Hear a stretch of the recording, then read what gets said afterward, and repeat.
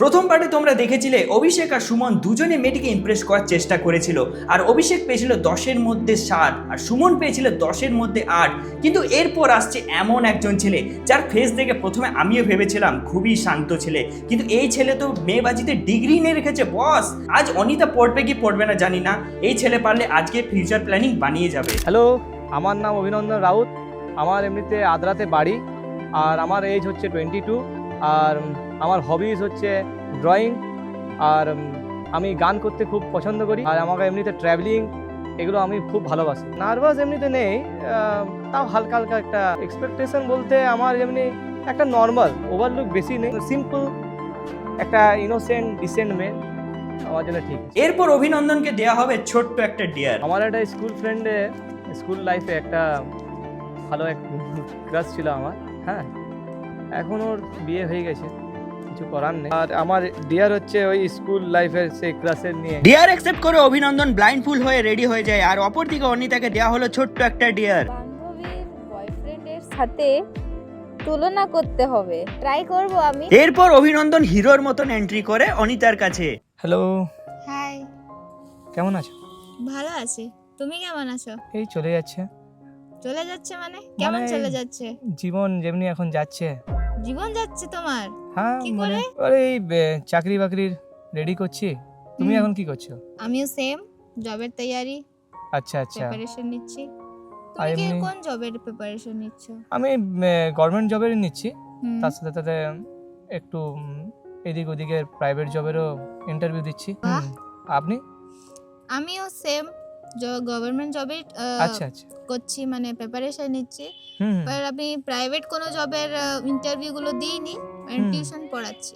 আচ্ছা আচ্ছা, বহুত ভালো। মাস্টার্স করেছি আমি পলিটিক্যাল আচ্ছা। সায়েন্সে।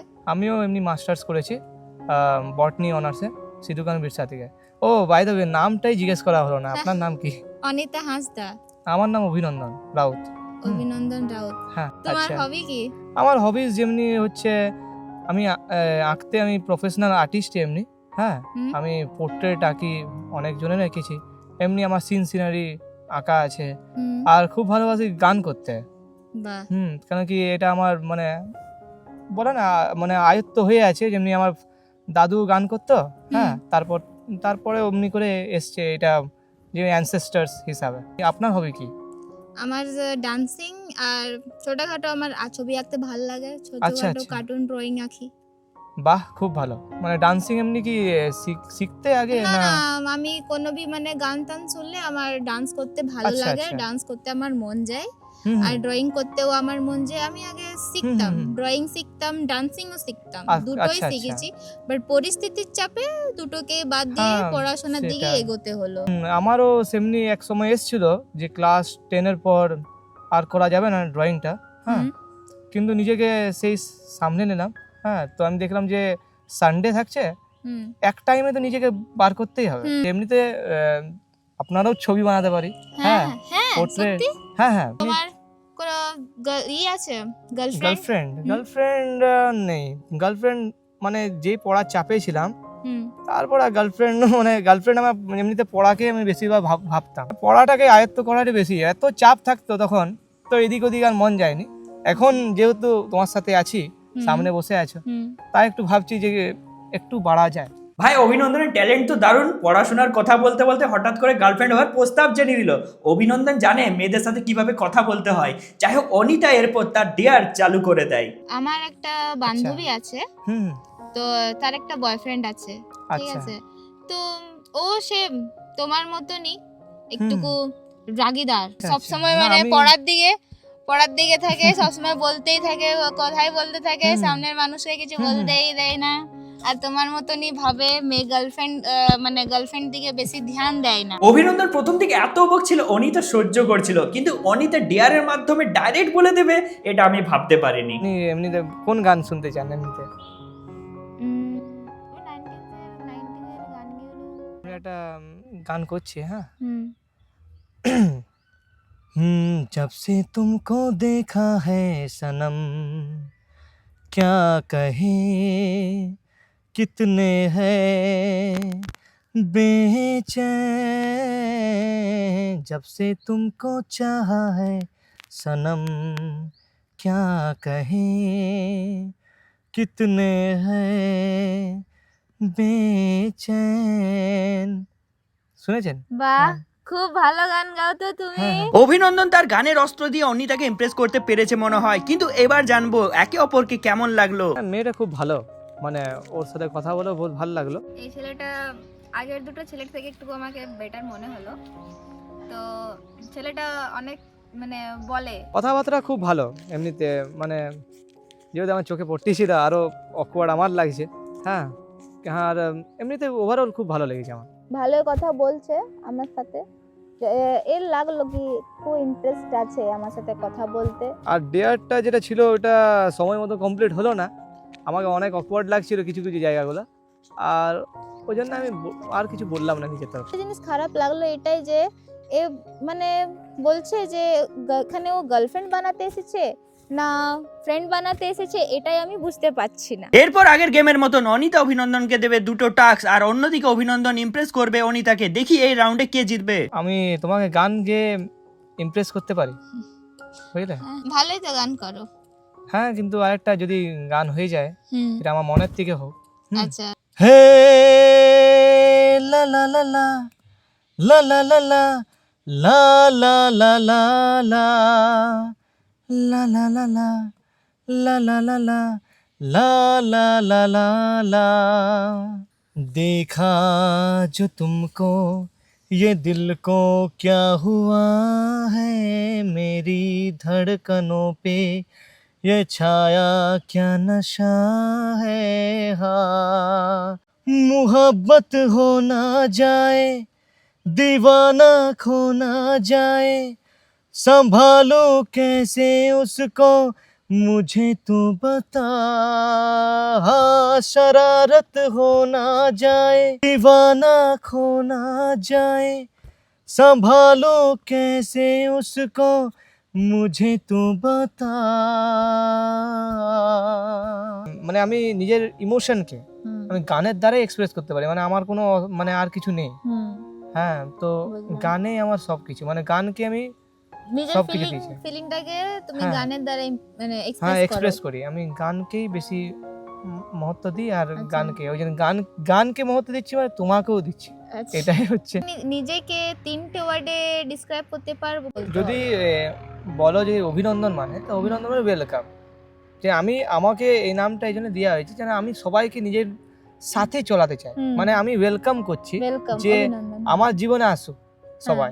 হ্যাঁ, পার্টনার একটাই। হ্যাঁ, তো জীবনে যেন সবাই আমার সাথে চলুক, হুম। আমার সাথে স্বাধীনভাবে ঘুরুক। আরেকটা কোশ্চেন জিজ্ঞেস করব তোমাকে, হুম। নিজের সাথে না কোনো একটা মুভির মানে তোমার নামের সাথে বা তোমার সাথে বা কোনো একটা মুভির তুলনা করতে হবে।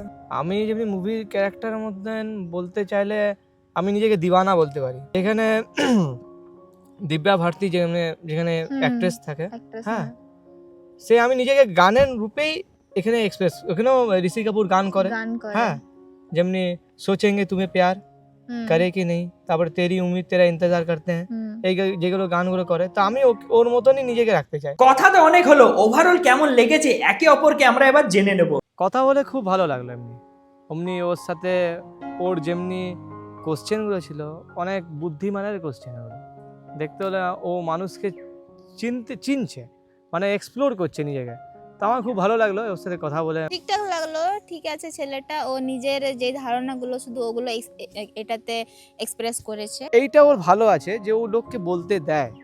ও না ফ্রেন্ড থেকেও মানে আগে যেতে চাইছে, মানে আমাকে গান গেয়ে ইমপ্রেস করছে, ঠিক আছে মানলাম, বা এখানে আগে আগে তো তুমি ফ্রেন্ড তো হো আগে, তারপরে তো তুমি গার্লফ্রেন্ড হবার ইচ্ছাটা বলবে, গার্লফ্রেন্ড হওয়ার ওটা তো অনেক দূরেই চলে গেল। ওকে আমি 9 10-এর মধ্যে মানে এই ছেলেটা আগের যে দুজন ছেলে ছিল ওদের থেকে এটা মানে অদ্ভুত একটুকু লাগলো, একটু ওভার লাগলো আমাকে, তো সেই জন্য কি আমি 6.5 দেব। বন্ধুরা, তাহলে এই তিনজনের মধ্যে সবচেয়ে এগিয়ে আছে সুমন, তাই অনিতা বেছে নিয়েছে সুমনকে, আর এরপর তারা যাবে একটা ফাইনাল ডিনার ডেটে। এখানে অনিতা দেখতে পাবে সুমনকে আর সুমন দেখতে পাবে অনিতাকে, কিন্তু একে অপরকে দেখে তাদের রিয়াকশন কেমন হবে সেটাই দেখবো আমরা।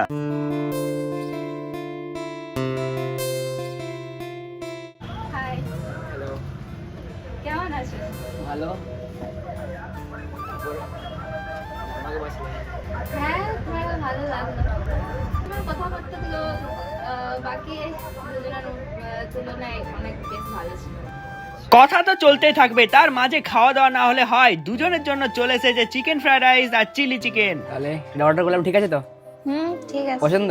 পছন্দ আছে। চলো শুরু করা যাক। হ্যাঁ নিশ্চয়ই, এখানে খাবার সত্যি খুব মানে অনেক ভালো, অনেক টেস্টি।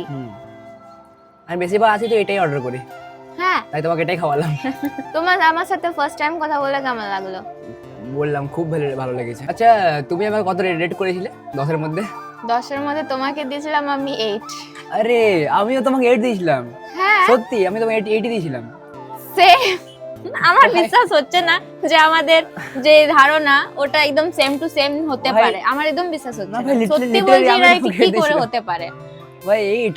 তাহলে তোমার ফার্স্ট এই ব্লাইন্ড ডেটে কেমন এক্সপিরিয়েন্স হলো? খুবই ভালো লাগছে, আর মানে নার্ভাসনেসটা কাটলো একটু মেয়ের সাথে কথা বলার জন্য।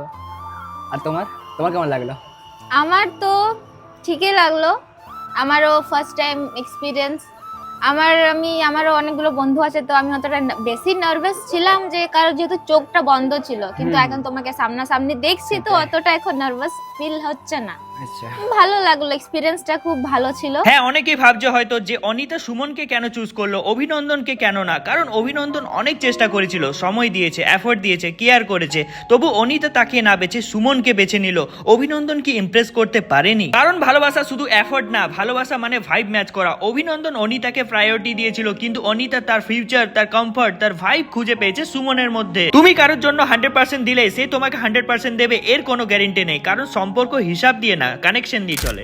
তো বন্ধুরা, এরা এদের ডেটকে এনজয় করুক, আমি চললাম। কিন্তু যাওয়ার আগে এই ব্লাইন্ড ডেটটা তোমাদের কি রকম লেগেছে একটু কমেন্ট করে জানিও। আর যদি ভিডিওটা ভালো লেগেছে তাহলে কি করবে, একটু লাইক করে দিও। আর এরকম যদি ভিডিও তোমরা দেখতে চাও তাহলে কি করবে, চ্যানেলটা সাবস্ক্রাইব করে রাখো। আর হ্যাঁ, ভ্যালেন্টাইনে কাপলসদেরকে বলছি হ্যাপি ভ্যালেন্টাইন। আর হ্যাঁ, সিঙ্গেল ছেলে মেয়েদেরকে বলছি তোমরা কি করছো, এইরকম ব্লাইন্ড ডেটে যদি আসতে চাও তাহলে আমার ইনস্টাগ্রাম এখানে দেওয়া আছে আইডিটা, ওখানে গিয়ে আমাকে ডিএম করতে পারো। চলো তাহলে দেখা হচ্ছে অন্য কোনো ভিডিওতে, বাই। জয়ার বন্ধু হ্যাঁ, মানে ওই মানে ভাইয়ের মতো আর কি।